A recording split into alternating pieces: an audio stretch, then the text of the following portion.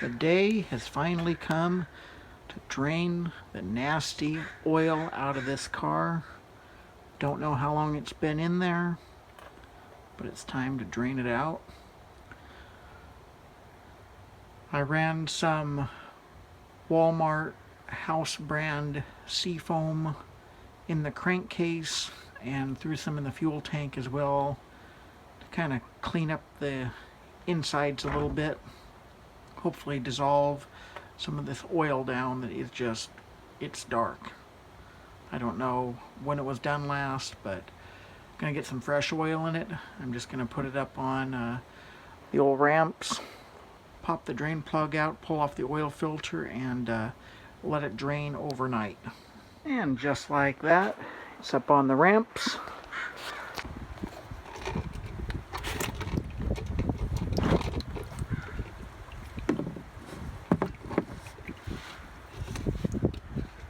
Take a look at that transmission pan. It is definitely got some seepage going. No worries, I got a fresh pan gasket and filter, so we'll get that put in. Alrighty, let's take a look and see what's in there for an air filter.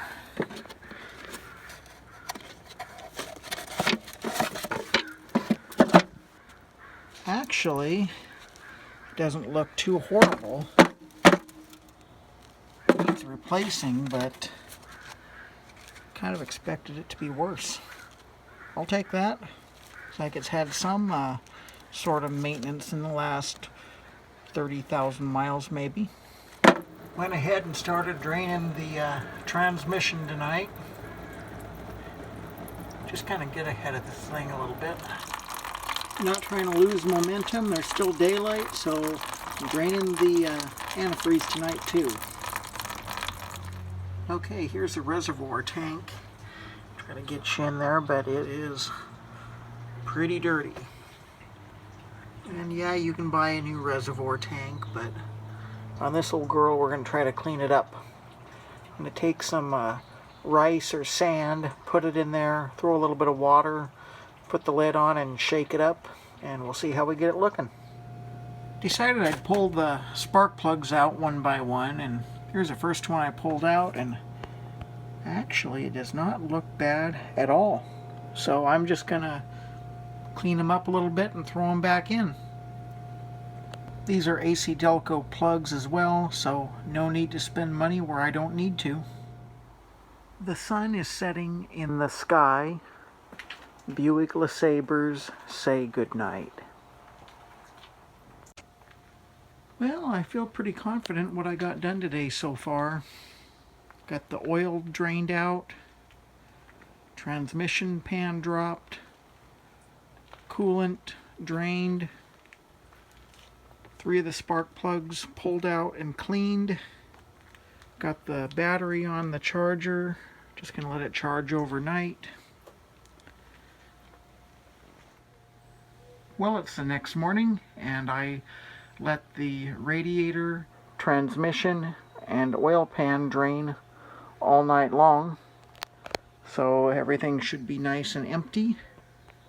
And I'm going to get to putting it back together. Here's the transmission pan. Going to get it all cleaned up and a new gasket on there. Going to clean up the sludge magnet. Alrighty, got it all cleaned out.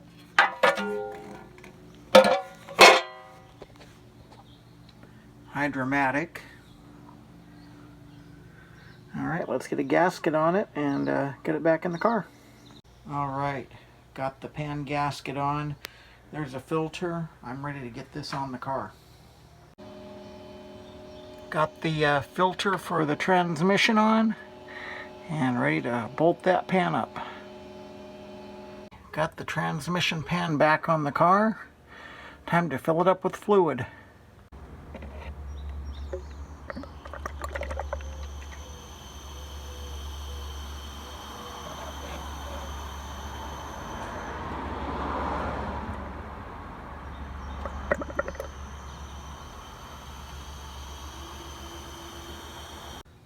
So far, have about 4 quarts of transmission fluid in the car. Don't see any leaks. Got the new oil filter on it and ready to get her all topped off on its motor oil.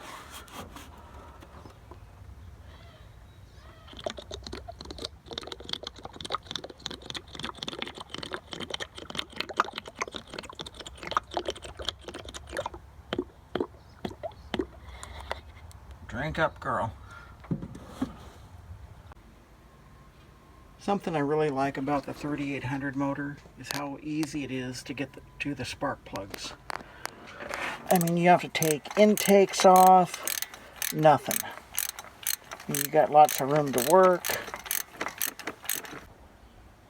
So here's a spark plug. This is the way it looked when I took it out.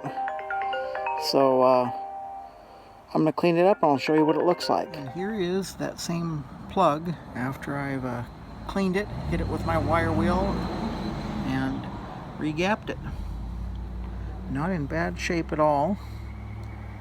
It's good for quite a few more miles. Well, I ran into a minor problem getting the hubcaps off of this car.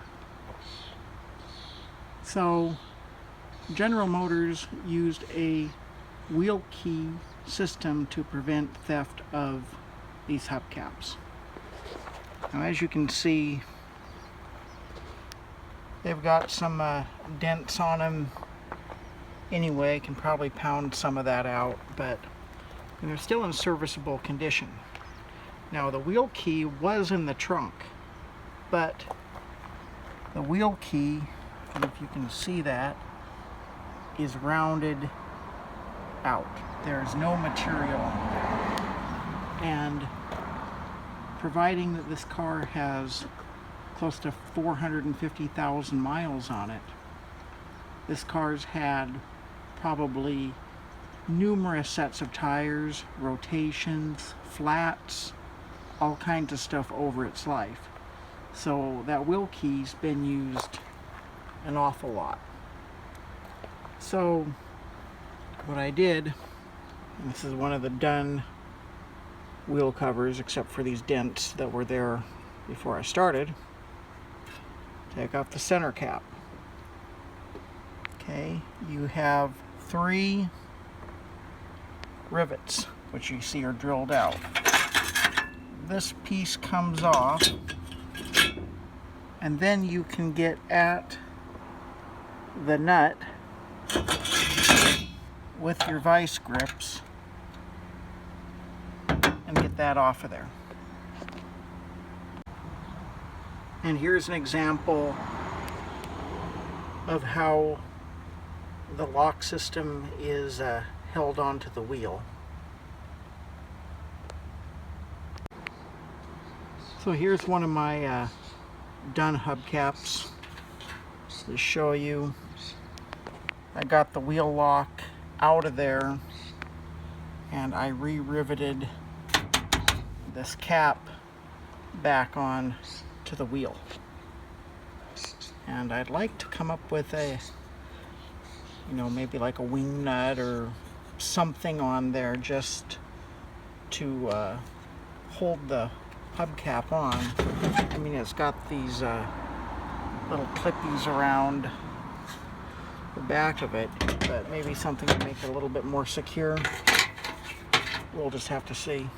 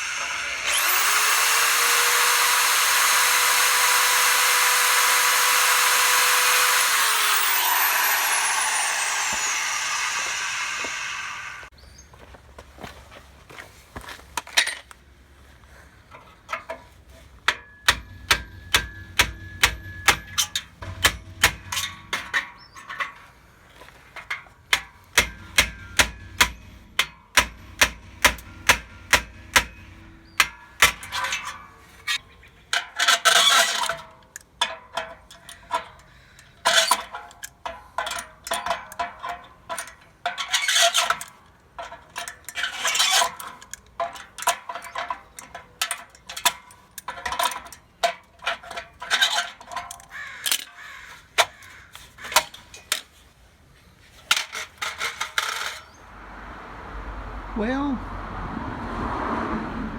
it's time for brake work.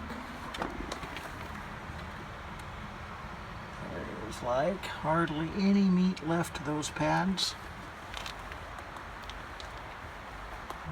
Got the driver's side taken apart, and yeah, pads are pretty skinny, so we're going to change those. And here's the pads to go on, professional grade even. Got the driver's side done.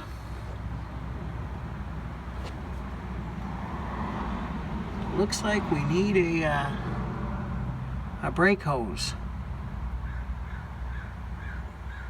It's dripping fluid. It's interesting because the brake hose on the passenger side is fairly recent. So they changed one hose but not the other. So there's one of the pads there. It is worn out. Like October 7th of 2015 is when this pad was made. So it's had some use since 2015, that's for sure. Here's the other pad. As you can see, there's barely anything there.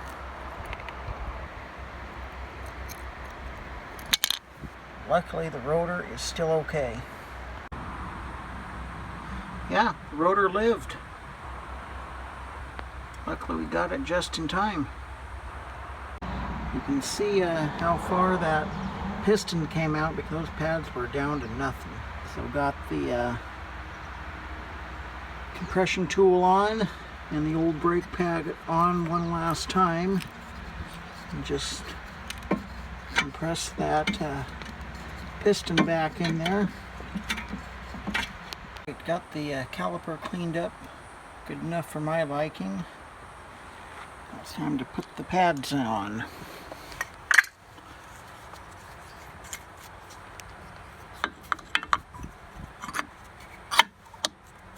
Just like that.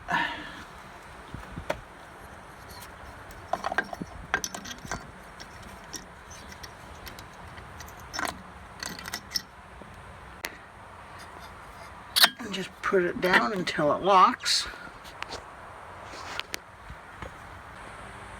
And everything just kind of slides right back into place. And it's a good idea to clean and lubricate your slide pins. Put those two back in and you're all done. Alrighty, got my new brake hose for the Buick, and I'm got the other one disconnected, ready to pull her off.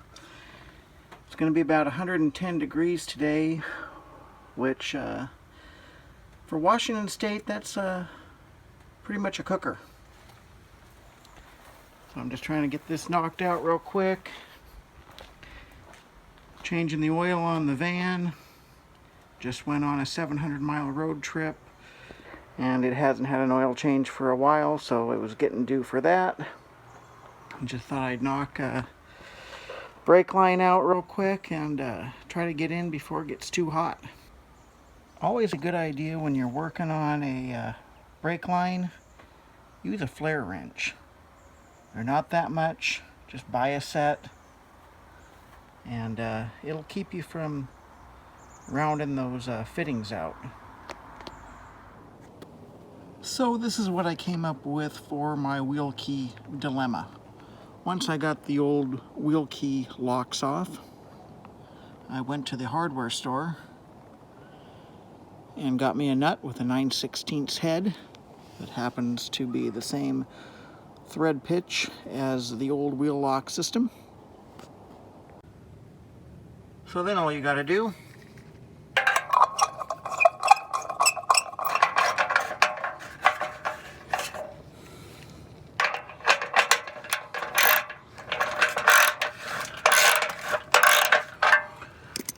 done.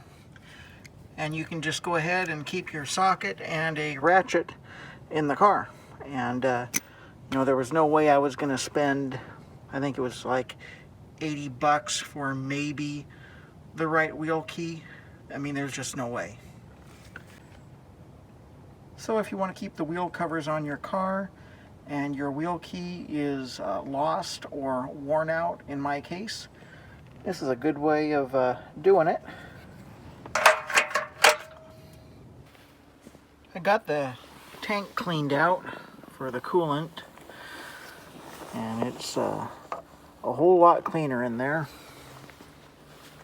Got the radiator all filled up.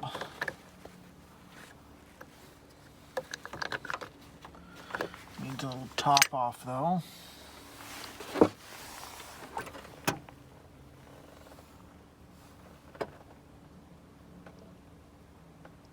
There we go.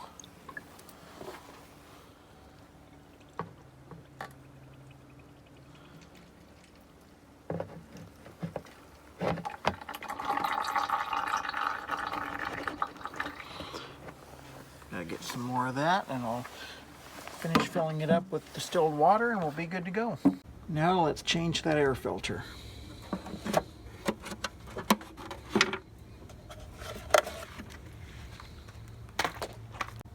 Got a Wix 46139 filter here, and if you want NASCAR performance in your Buick LeSabre, all you gotta do is throw in a Wix filter. And just like that, tighten those screws up and we're done. Well, the starter died on the '89 LeSabre. Yeah, you kind of expect it with this kind of miles. I doubt this is the original starter, but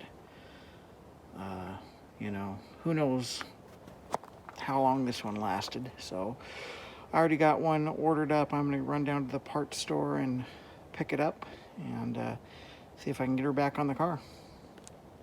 Got the new starter here, and I'm going to try and get it installed on the car before I lose daylight.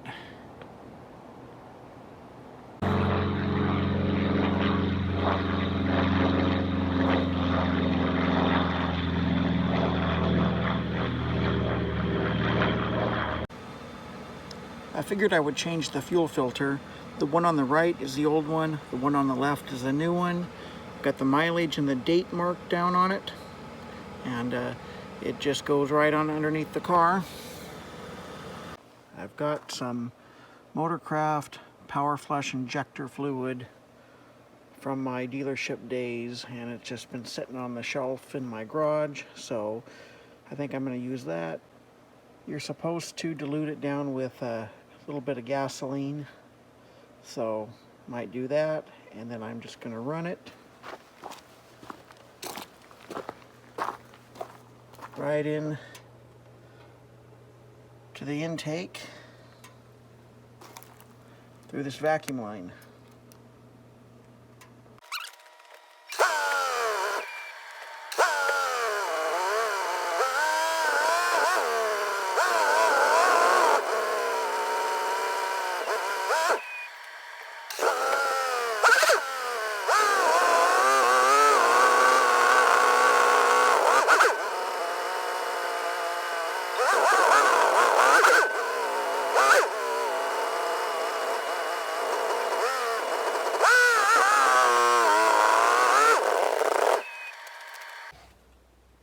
Well, I ran it until it stalled out and all my solution was used up. Let it sit a little bit.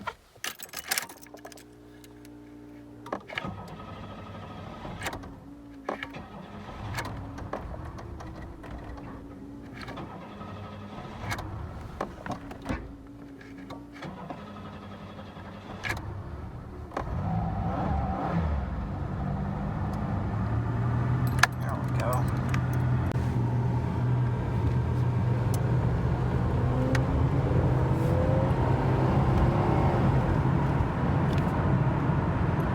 Seemed to give it a little bit more response.